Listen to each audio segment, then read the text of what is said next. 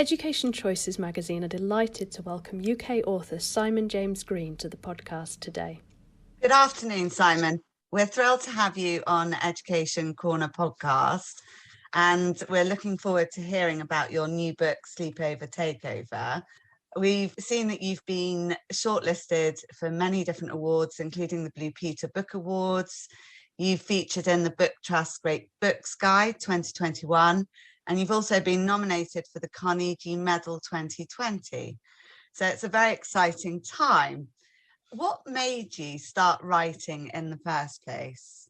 For me, it all started at school, to be honest with you. And my favourite part of, I think, any lessons at school, and especially English lessons, were when we got to write our own stories. And I just always really enjoyed the process of coming up with characters and thinking of plot and writing it all down. It's something I've loved right from when I was really little at primary school, right the way through to kind of secondary school.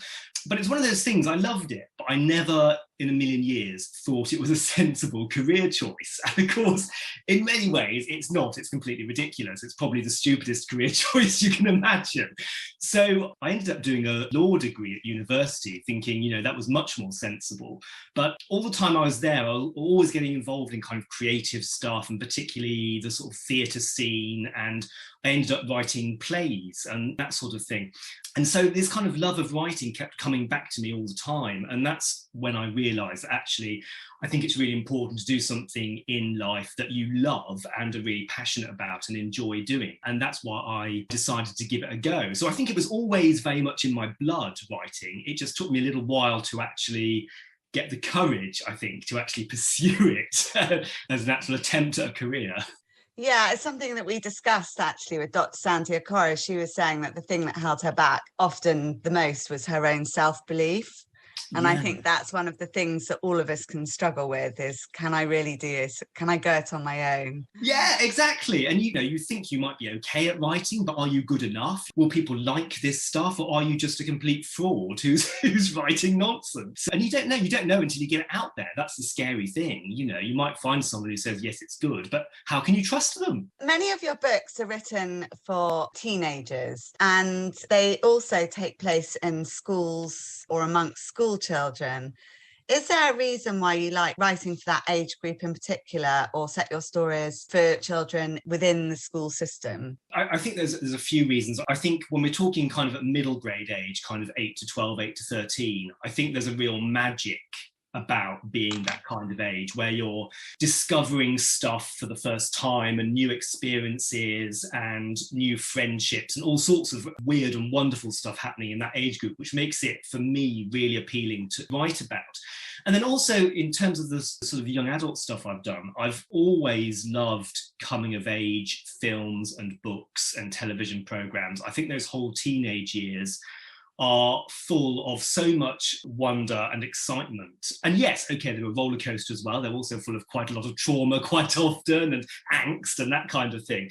But again, it's really rich territory to write about. There's a lot of stuff you can really mine out of those years, I think, which makes it really exciting. And again, it's partly because you're dealing with first times in lots of ways, first experiences, first love, that kind of thing.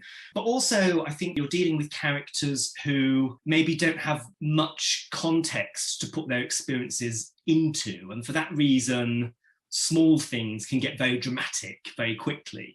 And so that's also really appealing as well, because you're dealing with characters who are finding their way in the world and small things are happening to them which can grow out of all proportion, which is fantastic for plotting and making exciting stuff happen in the books. So I love that whole sort of age group, childhood through to teenagers, is just really appealing for all those reasons, I think. And do you feel that you're also raising awareness with your audience of the LGBTQ community, and perhaps maybe therefore some of the content is for the older teenager than perhaps a younger teenager?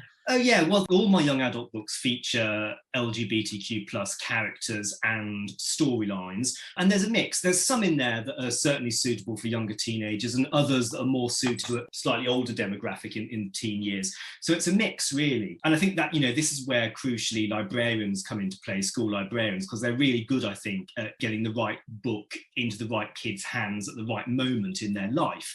And it's very hard to say sometimes, whether that would be at 13 or 14 or 15 or 16. It just depends. People develop and are ready for different things at different times. But I think the other nice thing is that with the young adult stuff is that it's not just read by teenagers, though it is aimed at them. There are a lot of my readers who are in their 20s, 30s, 40s, 50s, 60s and older who contact me and have picked up the books and they've found something in them, they've enjoyed them. They might be part of the LGBT community themselves or they might not. But there's definitely that thing in there where you can talk about these things and all sorts of different people can see themselves represented, recognise situations, find some comfort, or just maybe understand someone else's life a little bit better along the way, which are all really positive things. But yeah, one of the great things is just hearing from people from all different kind of walks of life and all different ages that you perhaps would never expect would pick up your book, and they have done, and they found something really enjoyable in it, which is a fab thing. And particularly if they can relate to the characters and content, no matter what their age. Totally. Well, we've all been there. We've all been teenagers at some point in our lives. And whether you're LGBT or not, the same situations basically apply. That whole process of growing up is a roller coaster of,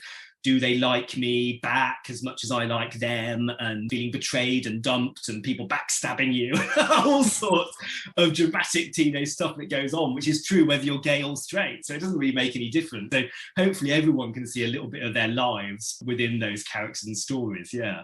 And it's also bringing it to the dining room table, isn't it? It's accepting that the world's made up of all sorts of different people.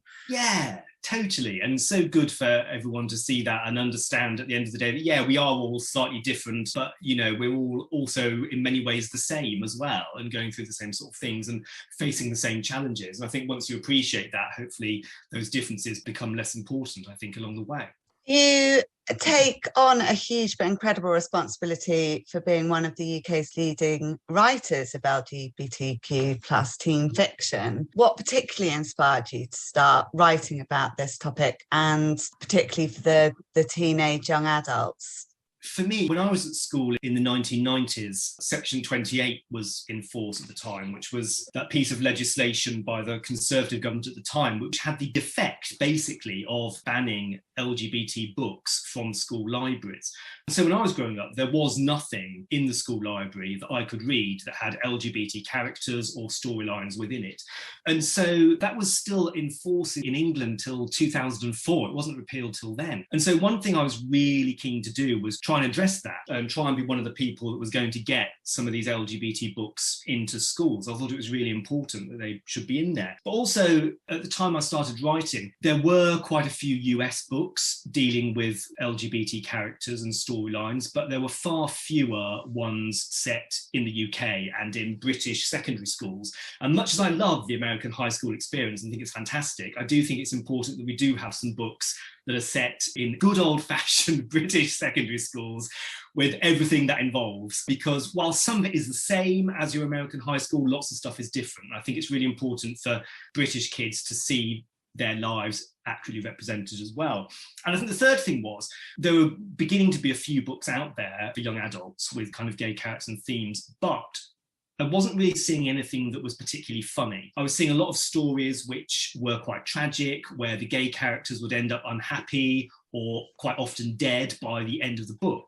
And while there's room for all stories, and I think it's very important that, you get all sorts of nuance and balance, I was really keen that we had some books out there which were just happy, positive representation of what it's like growing up as a gay kid today, basically, in secondary school. And that was really important to me. So that idea of something funny and bringing out all the kind of awkward humour of it was really important to me, because I felt strongly it shouldn't just be tragedy and angst and homophobia. Unfortunately, all those things are still prevalent and do happen. But there is another side to the story as well. It's important that other side is told, I think. Very good. I can imagine it would be extremely fun and rewarding to write about LGBTQ plus topics. But did you find any areas difficult? Yeah, the fear, I think, is always that you're going to get it wrong and that you're going to say something which isn't helpful, because it's always in your mind, the person who's going to be reading this book. And you often think to yourself, there will be teenagers out there questioning their sexuality. They might be in a certain amount of turmoil about it. You know they're going to be possibly reading your book. And so you feel a responsibility for saying something that is going to be helpful and positive and give them some comfort. And I think the thing is, you're never going to get it absolutely right for everybody because everybody's experience is different. There's no one way to be gay or lesbian or trans or whatever you might happen to be. There's lots of different experiences within the LGBTQ plus umbrella. So it's just getting your head around the fact that you can't necessarily speak for everybody. You can only really talk about one particular angle and hope that you get it right and do your research and take all the care you possibly can to make sure that the representation is good and helpful. And I think you feel that quite acutely because there aren't still that many books out there, and I think if there was more representation, then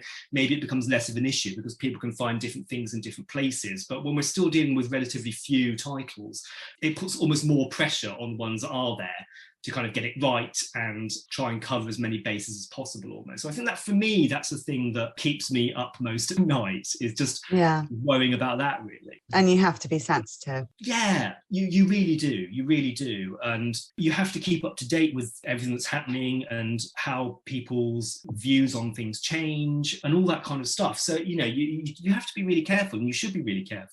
The people that you're writing about deserve the utmost care and attention, I think. I mean, that's true of writing for young people and children, full stop, I think. There's always that responsibility there, regardless, in my opinion.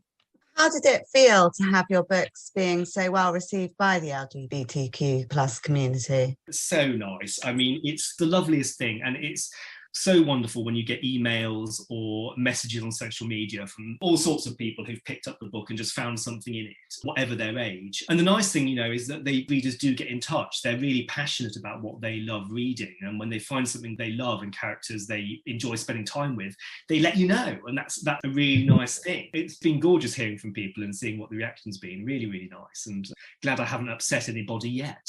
Fingers crossed. Is there a book that you're particularly proud of or that you would most recommend to our readers? Oh, so difficult. I mean, I think a good one from the YA books that I've written to start with maybe would be Heartbreak Boys, which came out 2020.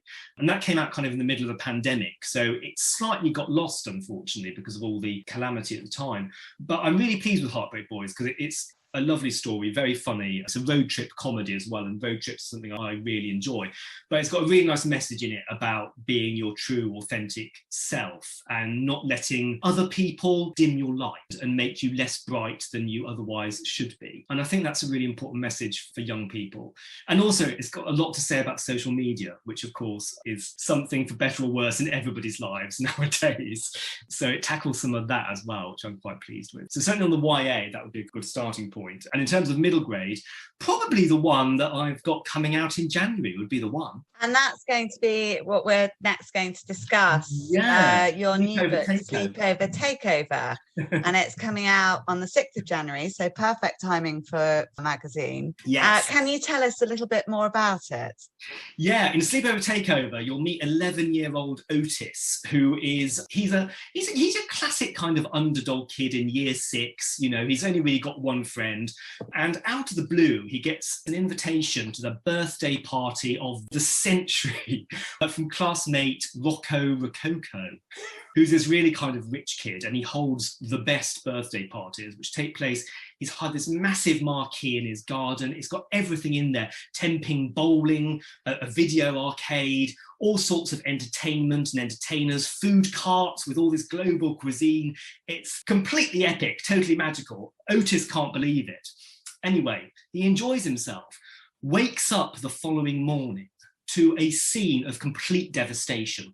There's a donkey drinking at the chocolate fountain. There are doves flying all around the marquee. There's a suitcase of sausages on the floor, a giant inflatable sausage hovering above.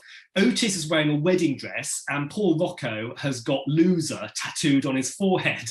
But apart from all the mayhem, what's even more weird is that nobody can remember what on earth happened last night and how all this crazy stuff ended up in the marquee. So Rocco and Otis basically reluctantly team up and try and solve the mystery, work out what happened and where all this stuff came from. And that's how it all kicks off, basically. So it's a real madcap mystery adventure. I can't wait to read it. In the new book, you speak about it being a story about the final months of year 6 and finding your friends before you start secondary school. And obviously through my consultancy, we have an awful lot of year 6 children who are currently sitting some fairly tricky exams and interviews. And you go on to really address this. Is there a particular reason why you chose this age or transitional point in school life? I just remember myself at that year 6 moving into year 7 time, that leaving primary and going to secondary. And I remember it was a mix of, there was a certain amount of excitement, of course, and feeling quite grown up about it, but also lots of stuff made me anxious and scared about what the future held. And I'd heard all these horrific stories of what secondary school was about and how mean the bigger kids could be, and there's all sorts of kind of urban legends about it circulating, and it was really quite frightening. And so I really wanted to write a story about a group of kids who are just at that kind of point, because the sleepover takeover happens around about kind of June of the school year, so they're right at the kind of end of year 6 and about to move on. And Otis is kind of dealing with all this and wondering what September holds. And he finds out early on in the book that his best and only friend is actually going to be going to a different school in September. So he starts off by thinking that he's going to have nobody at all in September to look out for him at secondary school. He's going to be all alone in this scary, huge building, and what's he going to do?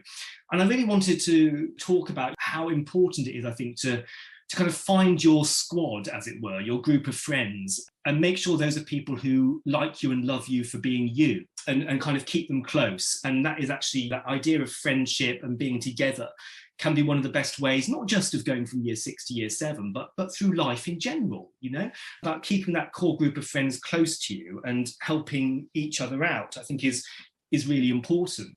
And there's quite a lot of the book is about Otis realising that you can't always take people at face value and what you think they maybe are or who you think they are. And he discovers during the course of the book that actually people he thought that he would normally really dislike and not want to be friends with are actually really great people, and vice versa sometimes. So it's a really important moment for him, and he realises that actually, you know, there are lots of people out there, in fact, right under his nose, who are the perfect friends, if only he could give them a chance. So yeah, I think it's a great sort of moment for exploring all those ideas as everything kind of changes, doesn't it, between year 6 it's such a big transition, and they go from being the top of the school and the biggest and the prefects and everything else to the bottom of the school, and suddenly, you know, feeling small and intimidated. And I know. I mean, I remember it so vividly, you know, for all those reasons, like you say. It's and the big kids look big.